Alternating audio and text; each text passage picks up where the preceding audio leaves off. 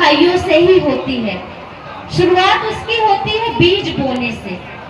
तो जैसे एक किसान था, तो उसके पास बहुत थोड़ी सी जमीन थी, लेकिन वो बहुत खुश होकर के बीज बोता, बहुत खुशी से खेती करता, और उसमें जब भी बीज बोता तो भगवान से बातें करता कि बीज तो हम बो रहे हैं, इसका फल देना आपका काम है।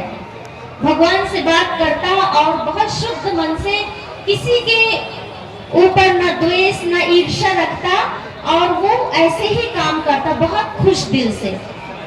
तो उसका उतने ही खेत में बहुत सारा अन्न और बहुत शुद्ध अन्न पैदा होता।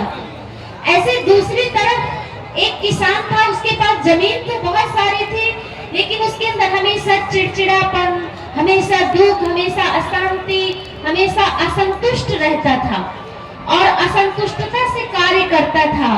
जब भी वो बीज बोए तो उल्टे सीधे किसी के लिए सोचे, किसी के लिए द्वेष रखे, तो उसकी खेती में मतलब पैदावार भी कम होती थी और उसका स्वस्थ जो अनाज होता था वो भी नहीं पैदा होता था, उसको लागत भी कम मिलती थी।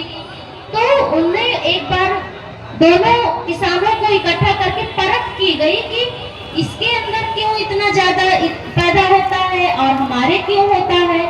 तो उसमें यही पता लगा कि ये जो किसान है ये बहुत खुश रहता है और बहुत खुश होकर के खेतों में काम करता है, जिससे कि खेत भी बहुत खुश हो जाते हैं, मिट्टी भी खुश हो जाती है, और जो भी खाने वाले जिनके पास वो अन्न पहुंचता है वो अन्न उनको भी स्वस्थ करता है। तो कितना इफेक्ट करता है हमारी खुशी, हमारी सोचने का तरीका। तो इसलिए आप जैसा सोचोगे, जैसा बोओगे, वैसा ही मिलेगा। तो अन्न की शुद्धि हमारी तरफ से शुरुआत होती है।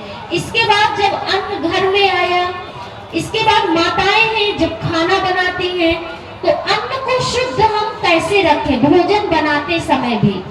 इसीलिए कहा गया है कि जैसा खाओगे अन्न वैसा होगा मन। तो भोजन बनाते समय भी हमको ईश्वर की याद में भोजन बनाना है। जैसे यहाँ पर अभी भंडारा 3 दिन से चल रहा है और हम सब वहाँ पर भोजन किया और कितना टेस्टी बनता है, जबकि कोई ज्यादा न मटर पनीर ना मतलब ज्यादा मसाला और पूरी भी इतनी मोटी मोटी, लेकिन फिर भी कितना स्वाद लगता। क्यों? क्योंकि वो भंडारा है, प्रसाद है, और उसको जो बनाया गया है तो शुद्ध मन से कि भंडारा बन रहा है।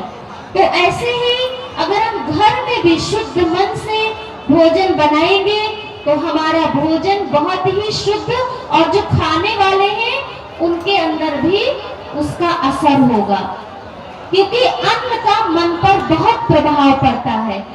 और जब हम भोजन करें तो बहुत भगवान का शुक्रिया करके, जब हमारे सामने भोजन की थाली आए तो हमको भगवान का बहुत शुक्रिया करना है कि भगवान आपका बहुत बहुत धन्यवाद जो आपने हमको ये थाली दी। क्योंकि संसार में बहुत सारे ऐसे लोग हैं जिनको 2 टाइम का भोजन भी नसीब नहीं होता है।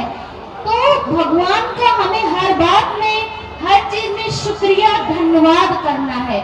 आज आप देखो इस दुनिया में कोई आपका छोटा सा काम कर दे तो आप उनको शुक्रिया कहते हो, धन्यवाद कहते हो ना सभी। लेकिन ईश्वर हमारे लिए क्या कर रहा है? ईश्वर ने हमको कितनी सारी चीजें दिया है, कभी उनका धन्यवाद किया है? कभी उनको थैंक्स दिया है? ईश्वर को तो हमें हर घड़ी थैंक्स देना चाहिए। इतना सुंदर शरीर दिया है, हमारा शरीर जो है अमूल्य है, करोड़ों का है, और इस शरीर की हम कितनी वैल्यू करते हैं। तो भगवान का हर घड़ी हर पल जब आप शुक्रिया करोगे तो भगवान को भी खुशी होगी कि हाँ बच्चे मेरे मुझको याद करते हैं।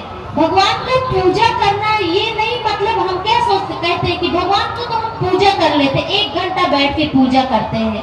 तो पूजा तो किया, घर में मंदिर बना हुआ है तो 2 अगरबत्ती जलाई, घंटी बजा दिया और पाठ कर लिया, हाथों से कर लिया, मुख से बोल लिया, लेकिन मन कहाँ था हमारा? कभी ध्यान दिया कि मन कहाँ है?